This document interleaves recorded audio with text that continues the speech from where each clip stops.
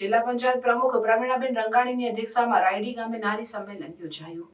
જિલ્લા પંચાયત પ્રમુખ પ્રવીણાબેન રંગાણીના અધ્યક્ષસ્થાને જામકંડોરણા રાયડી મુકામે નારી સંમેલન યોજાયું. ગુજરાત રાજ્ય મહિલા આયોગ ગાંધીનગર તેમજ સંકલિત બાળ વિકાસ યોજના કચેરી જામકંડોરણા દ્વારા મહિલાઓને પોતાના અધિકારો પ્રત્યે જાગૃત બનાવવા તેમજ ગ્રામીણ મહિલાઓ સુધી કાયદાનું જ્ઞાન પહોંચે તે હેતુથી નારી સંમેલનનું આયોજન કરવામાં આવ્યું હતું.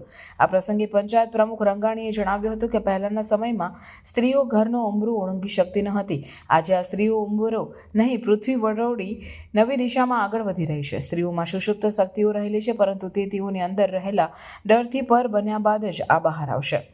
સ્ત્રીઓએ પોતાની શક્તિનું સમાજના હિતમાં યોગદાન આપવું જોઈએ. પ્રધાનમંત્રી નરેન્દ્રભાઈ મોદીએ મહિલાઓને સશક્ત બનાવવા ભ્રૂણ હત્યા નાબૂદીથી માંડી તેમને આર્થિક સશક્ત બનાવવા સુધીની વિવિધ યોજનાઓ અમલી બનાવી છે. દેશ તો જ મજબૂત બનશે જો તેનું ભાવિ ઘડતર કરનાર મહિલાઓ મજબૂત હશે. આ માટે જ તમામ મહિલાઓને પોતાની શક્તિઓને જાણી જાગૃત બનવા સંકલ્પ લેવા પંચાયત પ્રમુખ રંગાણીએ અપીલ કરી હતી.